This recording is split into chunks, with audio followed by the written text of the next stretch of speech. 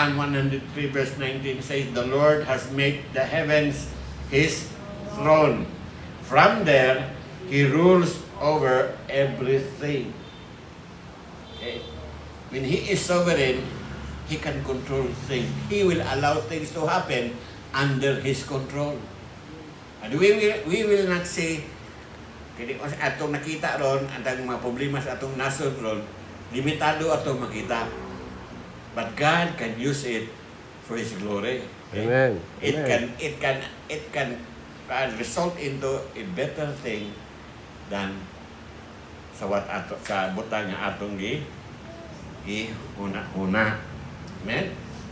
So remind yourself, He is in control. Okay. Next, God's purpose in uncertainty. God uses uncertainty to accomplish His purposes and to strengthen our faith in Him. Okay. Kaya kasalanan mo ini, gilisod-lisod mo. Migsuod, walay Kristohano malikon panahon sa peace. Panahon sa kanang walay kumot ba. You will never grow strong in the midst of peace and serenity. You want to become strong? Si Rambo. Nga naman ito si Rambo nga grabe kaayo. Kaya matod pa salida, si Rambo, veteranos gubat, kadagang gitorture, kadagang nadakpan, na iyang lawas na puno o mga ulat.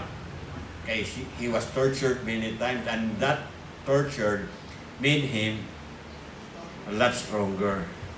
Sometimes, God will put us into the fire. And nobody wants to be in the fire. Kasi may kanani yung sugnod si Ginoo, sa kalayo. Ha? Wala. Okay. But sometimes that is the only way. Okay. And when you are in the fire, ang kanang kuan, kanang butaw ng butang sa fire, what will happen? Probably after 1 hour nga naa ka sa fire. Musiya mo, kana siya, ni mong pula, magbaga na. What happened? Kuwaon sa baga, sunod sa ibutang, asa ibutang, dito sa anvil. Dayon, masuhon. Ayok maso, pukpukon. Okay. Pukpukon. Dayon, balik na puksog ba. Pagbaga, kuhaon na po, pukpukon na po. Nga naman, kaya kung mo nagsundang, o dili ni mo sige pukpuk, o sa katigbas, putol na yun. So it has to be made strong. And the only way to be kuan na siya, to become strong, sige hagpukpuk. Masuhon, maso. Hard press. In Israel, dili sila mo gamit o mga muli, ato mga muli may itong gamito na himusundang. In Israel, ang ilang gamiton sa silver yun. Okay? That's why, kanang silversmith, kita mo rin, tawag silversmith, kasi silver ilang gigamit. Isugnod pimi ng iyang silver, pok-pok, sugnod, pok-pok, sugnod, hantod mo, iyang inanas, inawong, balik na po, nanapot. Ipunta na sige, butan mo hiyaw. As long as di pa ko kita sa akong hitsura, ako di balik sugnod, pok-pok ko na po gusto. Muundang na pok-pok, kung akong hitsura, makita na ako niya. Masahay, ayaw mo kalibog, nanong sige mong sige mong sugnod ron, kaya tingali, wala pa makita sa Ginoo niya, dagway diha ni mo. Amen. That's the only way for you to become strong. And yun ang Biblia, and we know that in all things God works for good to those who love Him, who had been called according to His purpose. Okay? So, di ka kasabot sa lang, basta kay everything will come out for good. Okay? Ay nagreklamo, ay nagbagot-bot kay bulok ka, is longer. Okay? So, kung ganahan kang mamandayon, paghilom, submit na lang sa dealing sa Ginoo. Okay? Ay, wala po ko kawalis sermon titled The Dealings of God. Di lamang to kay patuyawan niya mo ito. Okay. Trusting God in uncertainty. The importance of trust. Trusting God is not optional. Dili na siya optional. But essential in the face of uncertainty. You cannot survive difficulties without trusting God. Okay? Proverbs 3, trust in the Lord with all your heart. Do not depend on your own understanding. Seek His will in all you do, and He will show you which path to use. Okay. I-flash ko no, Jeremiah 17.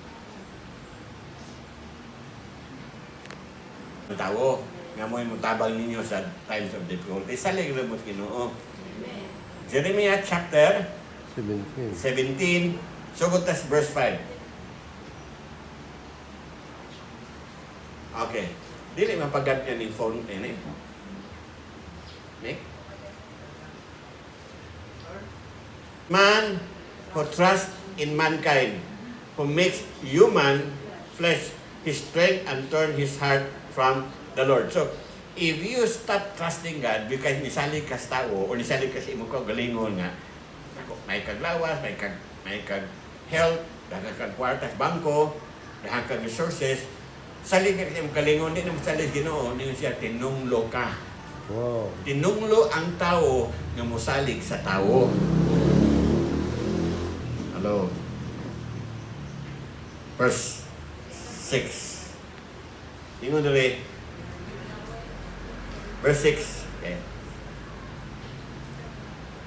He will be like a bush in the wasteland, and he will not see prosperity when it comes. Wow. Magsira kag salig sa bugalingon, he will never prosper. He will dwell in the parched land of the desert, in a salt land where no one lives. Oh, no. If you trust in man.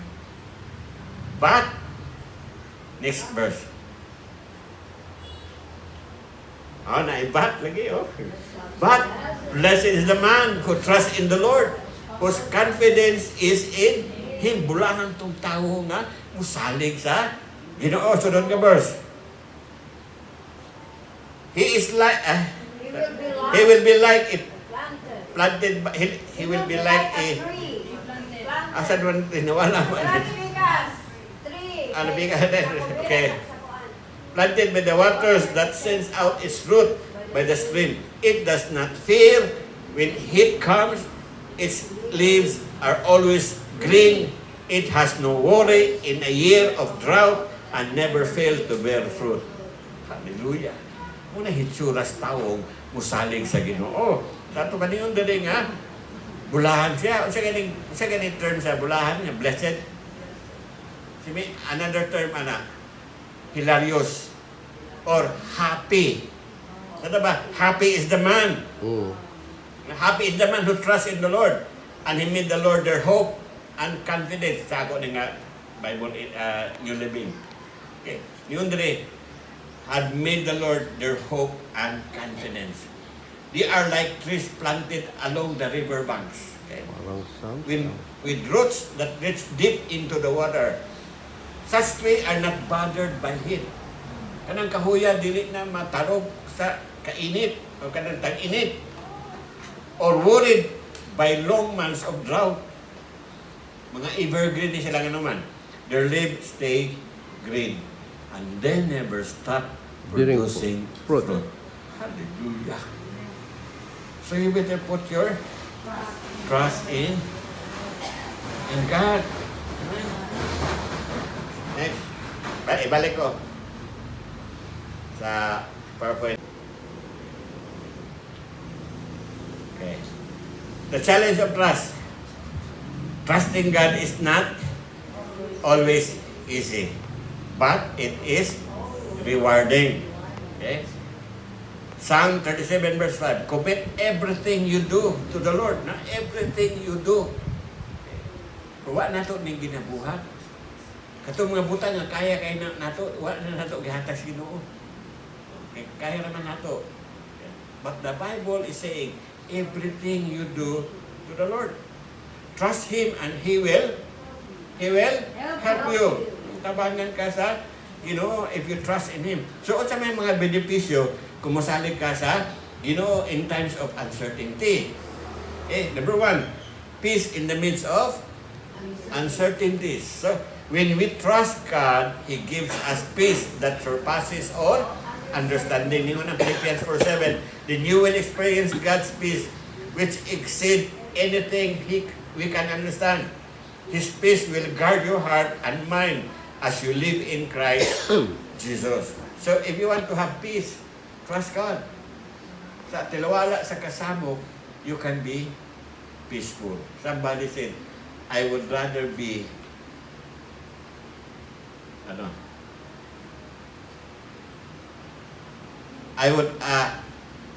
somebody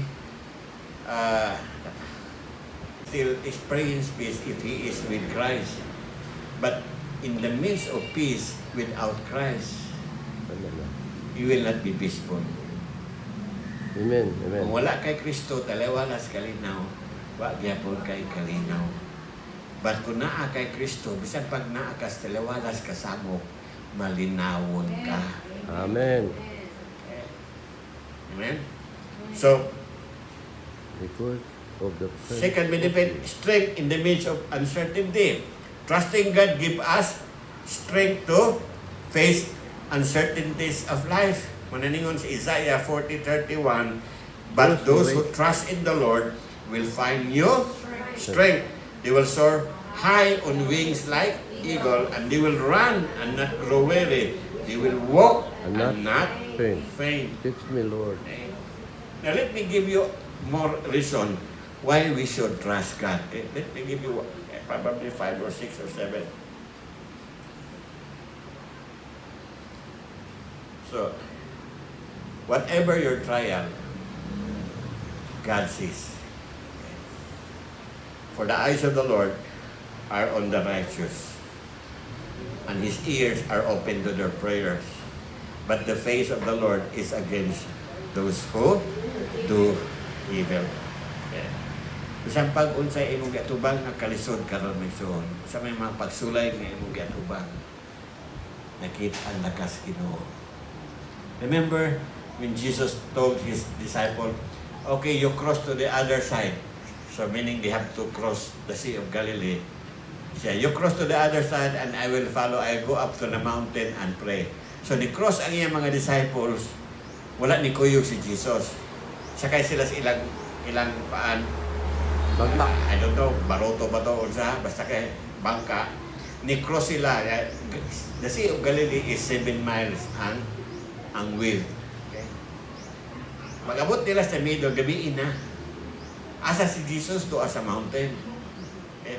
Matod pa sa libro ni Mark, on that evening, when the disciple was struggling tungkol sa grabe nga balod o hangin, wala na sila mga lunod, si Jesus was on the mountain praying.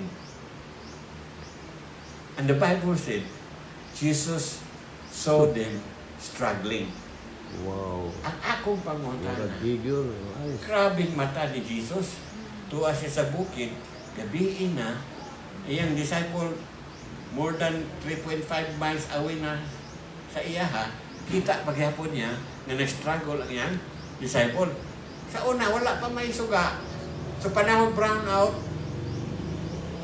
distansya ini, sa inyo di na ganit mo kita na ko. Diba? Oh. Anyit. Dapat basana sa Mark, the Gospel of Mark. Niyon si Mark, bisan si Jesus to as a mountain, in that evening, nakita gyapon niya in the middle of the Sea of Galilee na nag-struggle ang iyang disciple kay hapit na malunod. I don't know if Jesus has a laser eyes or what. But this is one thing I can assure you. No matter how dark is your situation, okay, kitang-kita ka ni Jesus. He sees your struggle. He sees your trials. Walay natago niya. Amen? Hallelujah. So whatever your struggle, God knows. Ipalo na Ginoo sa imong mga pangamudlay. For the Lord knows the way of the righteous, but the way of the ungodly shall perish. Yun ang kuan, fear not, for I am with you. Do not be dismayed, for I am your God. I will strengthen you. Yes, I will help you. I will uphold you with my righteous right hand. Okay? Iya kan tabangan, so di kanya pasagdan. He promised twice in the old and in the new. He said, I will never leave you nor forsake you. Okay? Third, whatever your cry, God hears. Okay? And the angel of the Lord said to her, behold, si Kuan si Hagar. Okay? Kaya ipalaya siya ni Kuan ni Zara. So yung Kuan kay nidulog man niya si Kuan. Nidulog man si Hagar kang Abraham. Sugo po ni Sarah. Niya karon kaninabdos man si Hagar. Nasuya si Sarah. Kung yung ipalaya si Hagar. So muna ni nitaboron. Because, behold, you are with child. And you shall bear a son. And you shall call his name Ismael. Because the Lord has heard your affliction. Nabdunggan sa Ginoo ang imong mga kasakit. And it says, the eyes of the Lord are on the righteous, and His ears are open to their cry. Amen? Okay. Siya wala kadugog na imong iyab sa imong hilak, agino, nakabalo. Whatever your difficulties, God cares. Okay. Casting all your cares upon Him, for He cares for you. Okay. Sa GB Philip translation, ingon dere, you cast all your cares upon Him, for you are His personal concern. Basta ginagawa na. You are His personal concern. Sa may pasabotan ng personal concern. Binisaya ako, no?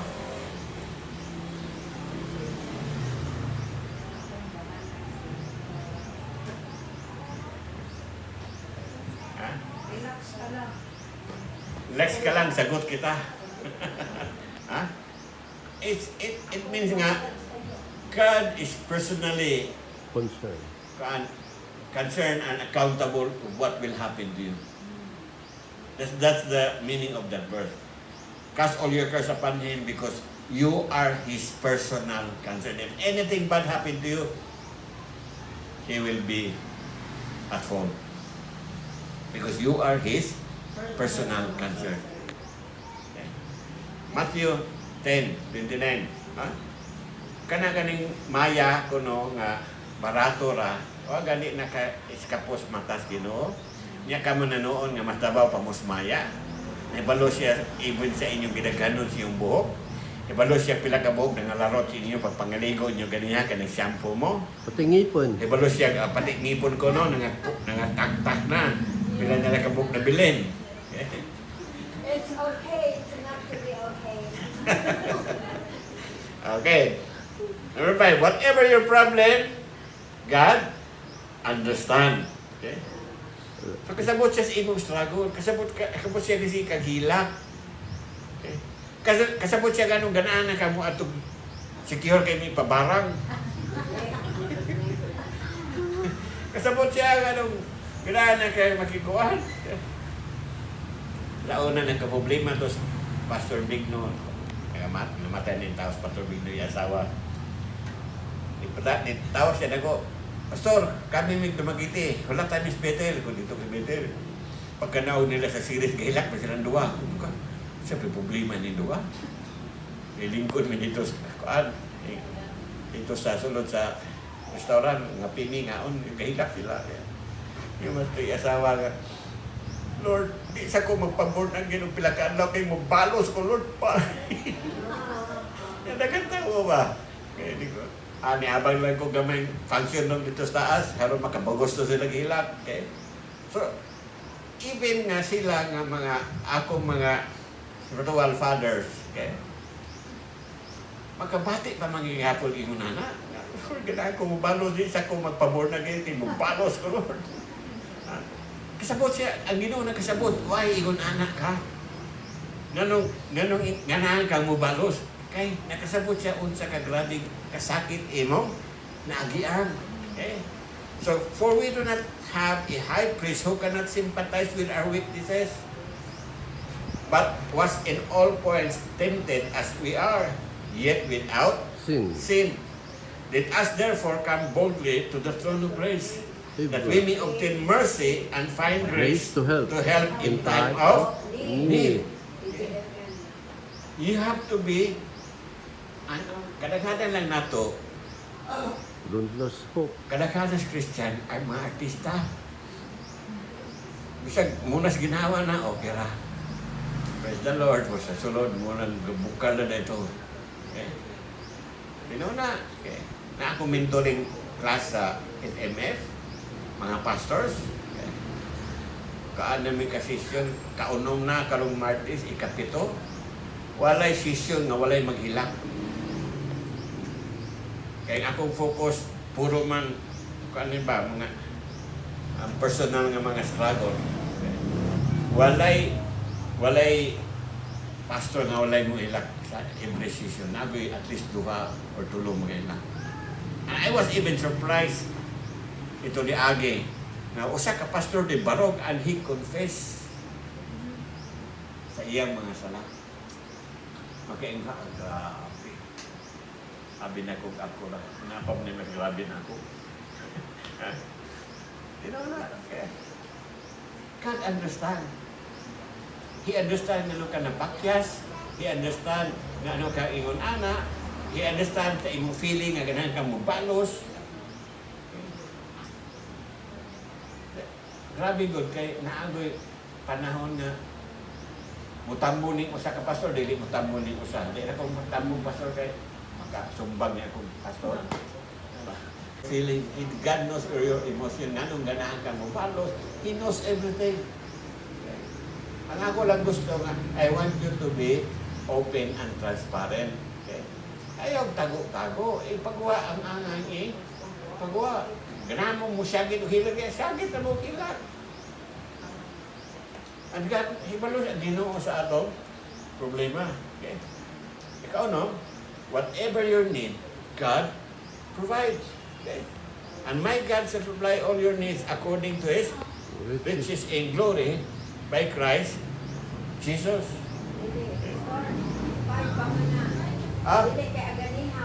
Wala na ako, sorry. Sino ang naggulang?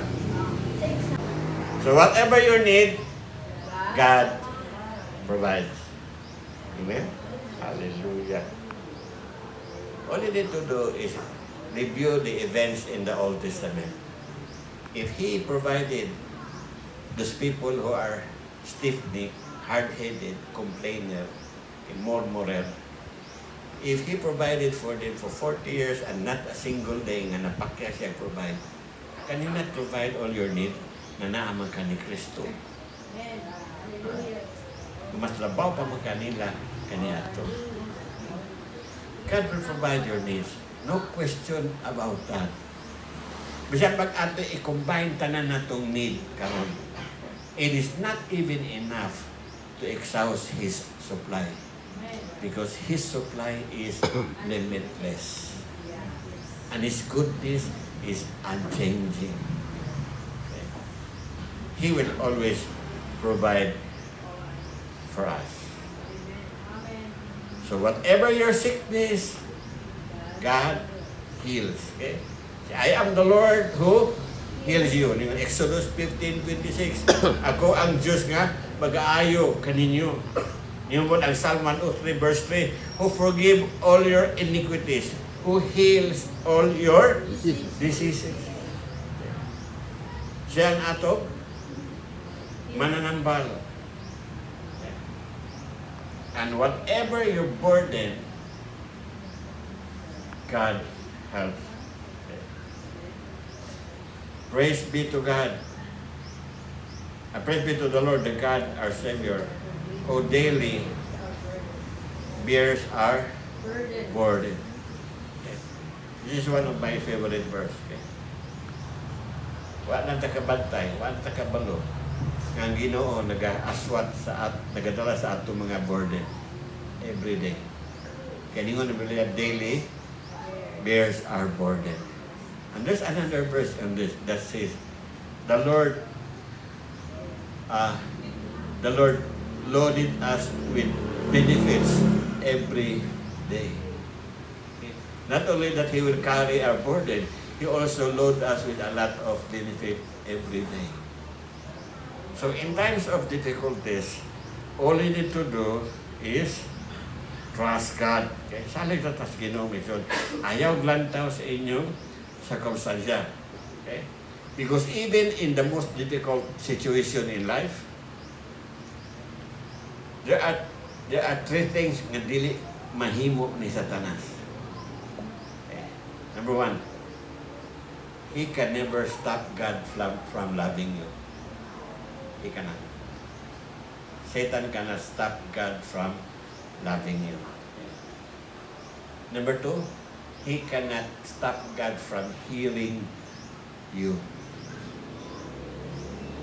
Amen. Number three, he cannot stop God from responding to you. So in times of difficulties, you have to be reminded that your God is a God that moved mountain. Your God is the God that divides the sea. Okay? Your God is the God who make a way even if there seems to be no way. Okay? Amen? Remember, Jesus said that kung kamo nabudlayan, umari kamo. Come to me, all you who are heavenly laden. Okay? So actually, kung imo na i-paraphrase, dingon ang Bible, give me your burden and I will give you rest. Give me your worries and I will give you peace. Dato ba kung atumang kagrabe nga pagsulay karon may soon. When the pressure is too much for you to handle, Jesus says, come to me. When you don't know how to face tomorrow, Jesus says, come to me. When you have difficulties in your finances, He says, Come to me. come to me. When you have health problems, He says, come to me. Amen. When you are in deep need, He says, come to me. When you are fearful, He says, come to me. When you are anxious or worried, He says, Come come to me. If you are helpless and hopeless, Lord. He says, come to me. If you feel like giving up, He says, come to me. Okay? That is the God that we are serving. And though we will be in the midst of difficulties, we will be okay. Okay. Amen? Hallelujah. So, sagdila man na sila ron niya. We will just pray for our nation. Pray for better days. Pray for new opportunities. Pray for greater blessing. Okay. Bless our nation Little boy. and bless yourself. Okay. Keep on praying. Keep on trusting God. Okay. Kaya Amen. hindi mo mapakyas pag mo salig mo sa Ginoo. Amen? Amen ba? Amen. Amen. So, panahon sa uncertainties, let me close this with this. Panahon sa uncertainty, anong walay kasiguruhan, fix your eyes on the things which are unchangeable. You're not- Focus inyong paglantaw sa butang na walay kausaban. Okay? God cares about you. God cares about what you are going through. And that is unchangeable. Sa pag-unsay ng ito baglon, nakita na sa Ginoo. God has the power to change what you are going through. That is unchangeable. God has the power to answer your prayer. That is unchangeable. God has the power to heal you. That is unchangeable. God is able to provide for you. That is Unchangeable. unchangeable. God is able to keep you and preserve you. That is unchangeable. God has the power to prosper you even in the midst of crisis. God is That is unchangeable. Si Isaac prospered during crisis. Okay. God is able to promote you.